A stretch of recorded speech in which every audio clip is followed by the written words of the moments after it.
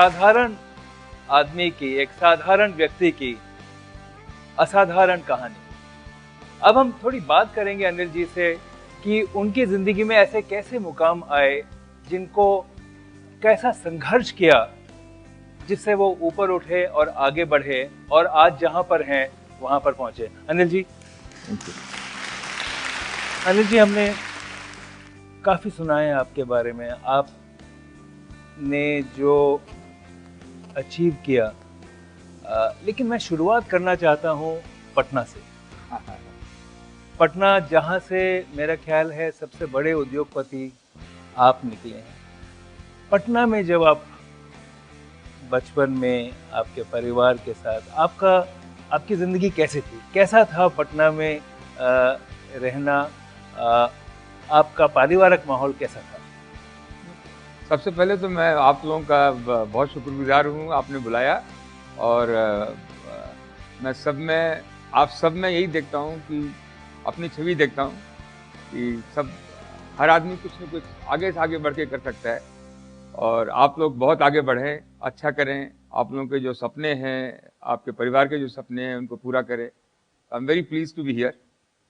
आप पुरानी बातें याद दिला रहे हैं, लेकिन बिहार एक स्पेशल जगह है। और हम देखते हैं तो चाहे चंद्रगुप्त मौर्य हो, चाहे अशोका दी ग्रेट हो, चाहे हमारे राजेंद्र प्रसाद जी हों, चाहे जेपी मूवमेंट हो, कोई आप देख लीजिए, उस मट्टी में एक स्पेशल बात है। और मैं बहुत फॉर्चुनेट मानता हूँ अपने आप को कि मैं बिहार में जन्म हुआ, बिहार में मैं आगे बढ़ा, बिहार में मैं सबका ही सफ़र ऐसा होता है। हमारी माँ का बहुत हमसे, हमारी बाबूजी उनको शुरू में 350 रुपया देते थे महीने का, फिर 500 रुपया किया। लम्बरेटा स्कूटर था घर में, उसमें साथ में जाते थे। पढ़ाई में मन नहीं लगता था। पढ़ाई में हरदम दिमाग में ये रहता था कि भाई कुछ कर लें, कुछ। तो बाबूजी का काम था, बाबूजी के काम में साथ में लग गए। शुरू में वो हमको पीछे बैठाते थे, थोड़े आगे हम बड़े हुए तो हमने उनको पीछे बैठा लिया। और स्कूटर पे सारा काम होता था? स्कूटर पे काम होता था, अच्छा था, बहुत खुशहाल थे। सबसे खुशहाल कोई कह सकता है 500 रुपये में 4 बच्चों को पढ़ा के। इससे ज्यादा मेरे को आज से ज्यादा खुशी उस समय लगती थी, क्योंकि परिवार सुखी था। और परिवार सुखी था, नीड बहुत कम थी, इतना प्यार था, इतनी मोहब्बत थी, इतना आस पड़ोस में वो भी सही अच्छे थे, आज भी सही है। तो उस समय आपको कब ये लगा अनिल जी कि आप, एक पिताजी का कारोबार तो था, लेकिन आपको पढ़ाई में मन नहीं लगा? तो यहाँ पे सारे जो छात्र हैं उनको भी लग रहा है कि उनको भी ऐसा ही होना चाहिए कि पढ़ाई में मन नहीं लगे, लेकिन कारोबार में आगे बढ़ना आसान बात नहीं है। तो आपको कब लगा कि मुझे अपना खुद कारोबार करना चाहिए? एक समय ऐसा आया था जब आपको लगा कि मुंबई जाना चाहिए, ये कैसे हुआ? नहीं, ये एक तो बिना पढ़ाई के तो कुछ जीवन है नहीं, कुछ जीवन है ही नहीं बिना पढ़ाई के। तो sharpen our mind is very important, bring the clarity, the education is important. शुरू से ही एम्बिशियस तो थे, और आप सबसे भी मैं रिक्वेस्ट करता हूँ कि एम्बिशियस रहना, ये किसी की लिखा हुआ नहीं है कि मैं ही आगे बढ़ सकता हूँ, दूसरा आगे नहीं बढ़ सकता है। एम्बिशियस तो लाइफ में रहना ही है, एम्बिशियस रहना है और दूसरों के लिए कुछ करना है। तो एक अपॉर्चुनिटी मिली बॉम्बे आने की, कोई आया हुआ था, उसने खाली इतना ही कहा था मेरे को कि आप आइए बॉम्बे। हम 10-12 दिन वहाँ पहुँच गए उनके पास जी। अपने आप में बुलाया था, हम आ गए। तो कुछ हमारा स्क्रैप का काम था, उस स्क्रैप के काम के हिसाब से वहाँ पहुँचे थे। बट लेकिन जब बम्बई पहुँचे तो आंखें खुली रह गई। ऐसी जगह हमने देखी नहीं थी, ऐसे सुंदर लोग नहीं देखे थे, ऐसा पहनावा नहीं देखा था।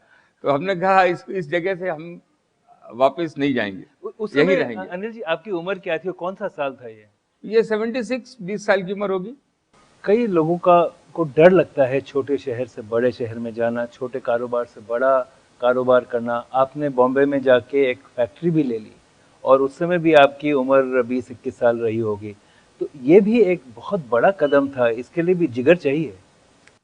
जब ज्यादा चीज मालूम नहीं होती जिगर अपने आप हो जाता है। कुछ आइडिया ही नहीं था कि क्या है, तो जो केबल कंपनियों से स्क्रैप खरीदते थे, तो एक कंपनी थी Shamsher Sterling. Shamsher Sterling court receiver में चली गई थी, सिंडिकेट बैंक के पास थी। तो मैं बहुत क्यूरियस हो गया था, क्योंकि मैं स्क्रैप लेता था केबल कंपनियों से, तो एक केबल कंपनी मिलने की उम्मीद हो गई। तो मैं उसके पीछे 1.5 साल तक लगा रहा, हर रोज उस बैंक मैनेजर के पास जाऊं जिसके पास वो फैक्ट्री थी, उसके बच्चों को स्कूल छोड़ के आऊं। उसने कहा कि आपके पास पैसा कहाँ से आएगा? हमने कहा आप आगे बढ़िए, हम कहीं ना कहीं से इंतजाम करेंगे। और यही जो सोच है, इसी को आपने आगे बढ़ाया। आपने 3-4 और कारोबार शुरू किए, कुछ में सफलता मिली, कुछ में नहीं, लेकिन एक बड़ा मुकाम जो आपके लिए आया था जब प्राइवेटाइजेशन शुरू हुआ एनडीए के पहले सरकार में, तब जब जब हिंदुस्तान जिंक को और भारत एल्युमिनियम को प्राइवेटाइज किया गया, आपने भी उस समय एक मौका देखा कि अब इसको मैं दोबारा लेके खरीद कर इसको टर्न अराउंड करूंगा, क्योंकि सरकारी कंपनियां घाटे में थी। ये उस समय आपकी क्या सोच थी? सोच तो अपॉर्चुनिटी की बात है, क्योंकि जो भी अपॉर्चुनिटी सामने आती है, जिस काम में हम हैं, हमने सबसे पहले कोशिश किया था कि एल्केन की कंपनी थी इंडियन एल्युमिनियम, उसको क्योंकि हमारा हरदम मेटल केबल इसमें इसके आसपास ही हम घूम रहे थे, उसी से हमको आगे बढ़ना था। तो हमने फिर देखा कि गवर्नमेंट के प्राइवेटाइजेशन में Bharat aluminium company, Hindustan zinc जैसी कंपनी आ रही थी। तो भारत एल्युमिनियम को हमने 550 करोड़ में, बहुत बड़ी रकम थी उस समय, हमने उसकी बिड की। हमारे साथ जो आदमी हमारे फाइनेंस वाले काम करते थे, उन्होंने आगे कहा कि इतना पैसा तो है नहीं, आप ले रहे हैं, इसका पेमेंट कैसे होगा? हमने कहा आगे बढ़ते जाते हैं, देखते हैं क्या होता है। उसके बाद हमने बिड दी। बिड देने के बाद हमने इसका बहुत पॉजिटिव पीआर किया, और करने के बाद हमने एक टेंडर निकाला। हमने बैंकों से कहा कि हमने हिंदुस्तान की सबसे बड़ी कंपनी भारत एल्युमिनियम ली है और हमको इसमें फाइनेंस चाहिए, लेकिन बैंकों का बहुत प्रेशर है, सब हमें पैसा देना चाहते हैं, फर्स्ट कम फर्स्ट बेसिस पे हम करेंगे, और जो बैंक आएंगी उनसे हम पैसा लेंगे। आप विश्वास करें, हमको 550 करोड़ चाहिए थे, 2000 करोड़ की बिटाई। सब बैंकों ने कहा कि हमको भी पैसा देना है। तो एक समय था कि आप पैसे के लिए ढूंढ रहे थे कि कौन देगा, और वो पूरा पलट गया और फिर पैसे वाले आपके पीछे आने लगे। ये मैं आप लोगों को बोल सकता हूं, कभी भी पैसे की वजह से आपका काम रुकेगा नहीं। आपका हिम्मत और हौसला चाहिए। आप कभी पैसे के लिए कोई काम रुकता नहीं। ये बहुत बड़ी बात है, क्योंकि हमेशा अभी भी आज के माहौल में हम देखते हैं कि कई कारोबारी कहते हैं कि इंटरेस्ट रेट्स बहुत ज़्यादा हैं, पैसा नहीं है, क्या करें। लेकिन इसमें passion and commitment is important. सारी चीज़ तो पैशन ही है, पैशन के बिना तो कुछ हो ही नहीं सकता है। पैशन से सारा काम चलता है। जिसके पास पैसा होता है वो तो कारोबार आगे बढ़ा ही नहीं सकता है। यहाँ पर भी एक चैलेंज आपके सामने आया, जहाँ आपको एक साइकिल का चैलेंज मिला। ये साइकिल का चैलेंज क्या था? हमने देखा कि जब तक मेरी कंपनी, लंदन की कंपनी, अच्छा बोर्ड नहीं होगा, क्रेडिटेबल लोग नहीं होंगे, तो वो रिकॉग्नाइज नहीं होगा। तो हमारी वर्ल्ड में बेस्ट कंपनी होती है BHP बिलेटिन, जिनके पास मिनरल में सबसे बड़ी कंपनियां हैं। उसका जो CEO चेयरमैन था, वो 15 दिन पहले ही रिटायर हुआ था वहाँ से। तो हमने कहा कि उसको हम अपनी कंपनी में लेते हैं। तो जब मैंने उसको अप्रोच किया तो उसने विश्वास भी नहीं किया, वो सोच भी नहीं सकता था कि ऐसा कुछ हो सकता है। तो फिर भी मैंने बहुत परसुएट किया। थोड़े हम लोग तो क्या है, बिहारी आदमी, कुछ आम लेके गए, कुछ हल्की फुल्की चीज़ें लेके गए उसके पास, उसको परसुएट किया, खाना खिलाने बाहर ले गए। तो बहुत बेचारा डरम था। फिर उसने कहा कि उसने चैलेंज दिया मेरे को कि ही इज अ साइकिलिस्ट, कि मैं यहाँ से ऑक्सफोर्ड हम लोग जाएंगे और वापस आएंगे, आप साइकिल करेंगे? हमने, सर आप अगर वो हमारे बोर्ड पर आ जाएंगे तो मैं कुछ भी करने के लिए तैयार हूँ। It was a good challenge. मैं 3-4 दिन बाद में बीमार रहा, लेकिन मैंने कर ली साइकिल। आपकी कारोबारी सफलता के साथ साथ अनिल जी, आप ज़मीन से उठे, ज़मीन से जुड़े हुए हैं, लेकिन साथ साथ आप काफ़ी कुछ समाज को देना चाहते हैं। You are emerging as a very important philanthropic person. इसमें आपकी सोच क्या है? ये कैसा हुआ? कई लोग तो ट्रस्ट बना देते हैं, फाउंडेशन बना देते हैं। आप अपना जो पर्सनल वेल्थ है, जो निजी आपकी जो धन है आपका, 75% आप खुद आगे लगा रहे हैं। आप यूनिवर्सिटी शुरू करना चाहते हैं, आपके कई नए आइडियाज़, ये सोच कहाँ से आई आपके पास? नहीं, हमने सुना था ना कि जो दे दिया सो अपना है, जो रह गया वो सपना है। ये बात पे विश्वास रखिए, क्योंकि हम लोग जो भी काम कर रहे हैं अपना पैशन है, स्किल है, उसको उसको कोई पैसा कमाने के लिए पैसा काम नहीं कर रहे हैं। तो ये तो माइंड एकदम क्लियर है। जैसे लंदन से भी हम 2 लाख करोड़ रुपए लेके आए हिंदुस्तान में, और 2 लाख करोड़ रुपए लेके आए, हिंदुस्तान में लगाया। हिंदुस्तान में लगाने के बाद हर साल कम से कम भी 25,000 करोड़ रुपया गवर्नमेंट को टैक्स एंड रॉयल्टी दिया, और कम से कम भी 40 से 50 लाख आदमी लोगों को रोजगार मिला। इसका भी एक कहीं ना कहीं हम लोगों को एक सेटिस्फैक्शन है। वो भी कोई भी काम किया तो 2 काम हुए, 25,000 करोड़ रुपया हर साल, 20,000 25,000 करोड़ रुपया हर साल गवर्नमेंट को किसी न किसी रूप में टैक्स मिला, इतना बड़ा एम्प्लॉयमेंट मिला। वो एक तरफ है। दूसरी तरफ एक पर्सनल पैशन है कि किसी तरह भी बच्चों को, जो 6 साल तक के बच्चे हैं, उनको 2 टाइम का खाना मिले। ये आपका नंद घर प्रोजेक्ट? हाँ, नंद घर। ये इसी में लगे रहते हैं कि इसमें ये हो। तो नंद घर प्रोजेक्ट जो है वो बालवाड़ी और आंगनवाड़ी में बच्चों को पौष्टिक आहार और उनको अच्छी तरह से एजुकेशन और शिक्षा देने का प्रोजेक्ट है, जिसमें 400 करोड़ का प्रोजेक्ट अनिल जी ने बनाया है। और इस तरह का प्रोजेक्ट मेरे ख्याल से इस देश में कभी भी किसी ने नहीं सोचा है। अनिल जी, आपका $1 बिलियन की यूनिवर्सिटी का भी एक प्लान है, तो ये कहाँ से सोचा है आपकी? ये भी अगर हमने देखा है कि हिंदुस्तान और अमेरिका में काफी सिमिलरिटी है। डेमोक्रेटिक कंट्री है, सेम है कि भाई जो आदमी काम करता है वो आगे बढ़ता है, और इंडिया में भी ऐसा ही है।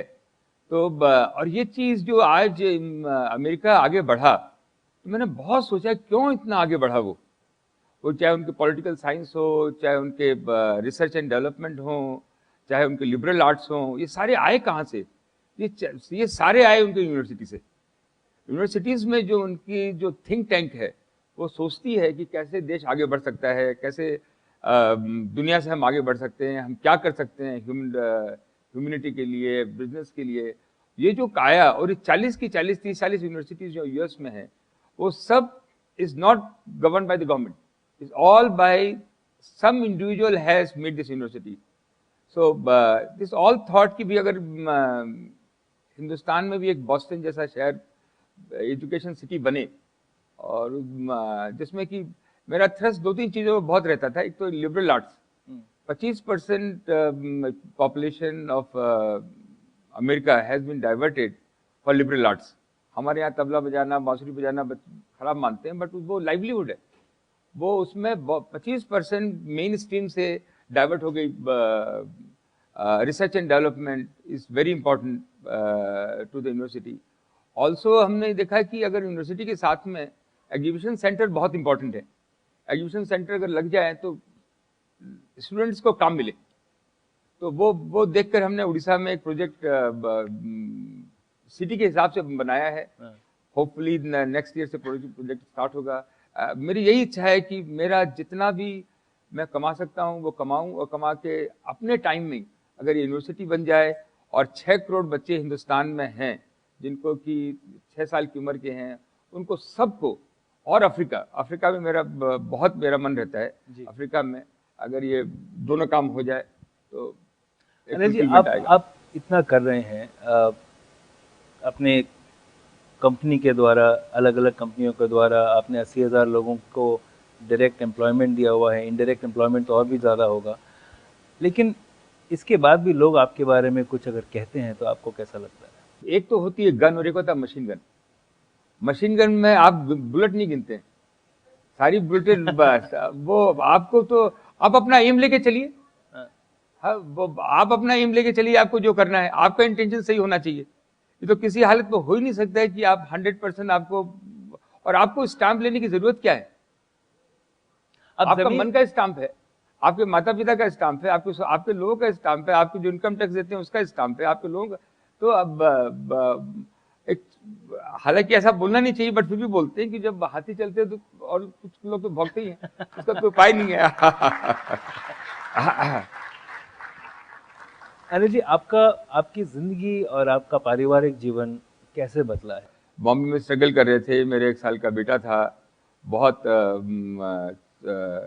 360 स्क्वायर फीट का फ्लैट था, तो रात में 2 बजे तक भी आता था, रात में 2 बजे 3 बजे भी, तो बीवी वाइफ जो है थाली लेके उसको बच्चे को गोदी में लेके बैठी रहती थी और वेट करती थी हमारा, और हम लोग हम आते थे तो हाथ मुंह धो के फिर खाना खाते थे साथ में। तो एक वो अजीब, आज के दिन 16 कमरे का मकान है, एक घर में कोई नहीं मिलता है, तो दो डॉग रखे हैं, कम से कम कोई वेलकम करने वाला है।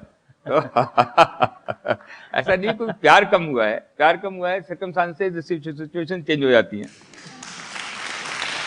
मैं अब कुछ सवाल लेना चाहूँगा आप लोगों से अनिल जी के लिए। Hello, sir. My name हाँ. is Bhavya Pandey. हाँ. So, sir, when I entered the auditorium, I read one of your quote that nothing is big till you know you can do it. So, sir, I want to know, when did you realize that you can make it big?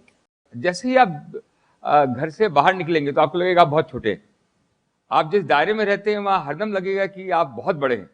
जैसे ही आप दायरे से बाहर निकलते हैं तो आपको लगता है कि आप बहुत छोटे हैं। तो जब हम पटना में काम करते थे तो बम्बई आए तो लगा बहुत बड़ा कारोबार है, बम्बई से लंदन गए तो बहुत बड़ा कारोबार है, लेकिन अभी भी मैं बोल सकता हूँ अभी कोई दिल की तमन्नाएं पूरी नहीं हुई हैं, अभी भी और बड़ा बनने की बहुत ख्वाहिश है, सही हिसाब से। सृष्टि सिंह सिसोदिया है, एंड मुझे एक छोटी सी बात पूछनी थी कि आपने जो कहा स्टे हम्बल, आज के टाइम पे तो बिल्कुल पॉसिबल नहीं है। बट मेरे को लगता है आज के टाइम के, हम लोगों के टाइम में ज्यादा एरोगेंस था। आज के टाइम में हम्बल, सारे लोग हम्बल ही दिखते हैं मेरे को। आप कहीं भी जाते हैं तो यंगस्टर तो इतने हम्बल हैं, एरोगेंस है ही नहीं उनमें। कहीं बैठ जाते हैं, कहीं पे खा लेते हैं, कहीं पे उठ जाते हैं, जो हम्बल है। बट वो 2 चीज मेरे दिमाग में जरूर है कि जो मैं समझता हूं, एक तो मेरे को one has to be fearless, and fearless comes if you remain humble. Fearless comes when you remain humble, because when you remain humble, so this is the two thing which always goes, कि आप बता रही humble कैसे रहें, तो humble आप fearless रहेंगे तो humbleness आता जाएगा। Good afternoon, sir. This is Rahul Prasad from Patna. जब मैं आपके बारे में सुना, मेरे को ये पता चला कि आपके पिताजी और आपके जो ग्रैंडफादर थे वो आपको सपोर्ट किए। क्या ऐसे भी समय आता है कि जब किसी लोगों को कोई सपोर्ट करने के लिए नहीं हो, तब उन्हें क्या करना चाहिए?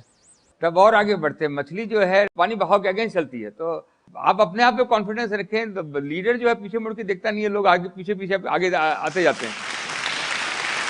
And diversity is a very important thing. आज फीमेल का इतना बड़ा पोजिशनिंग है वर्ल्ड में, please take that advantage, please take that advantage, is very very important. हमारी कंपनी में जितने भी विमेन ऑफिसर्स, हमारे CEO Africa, she is the CEO, उनका जो काम होता है, अगर वो कन्विंस हो गई ये काम सही है, तो वो उनकी जो डिलीवरी होती है किसी की भी नहीं हो सकती है। अब हमारे पास समय खत्म हो गया है। I would like to close the session. जो आपने सुना अनिल जी की कहानी, संघर्ष, passion, commitment and the will to make sure that you are honest to yourself, and अगर ये साथ मिल जाएं तो जैसे अनिल जी की असाधारण कहानी हमको सिखाती है, nothing is impossible. Thank you very much for joining us.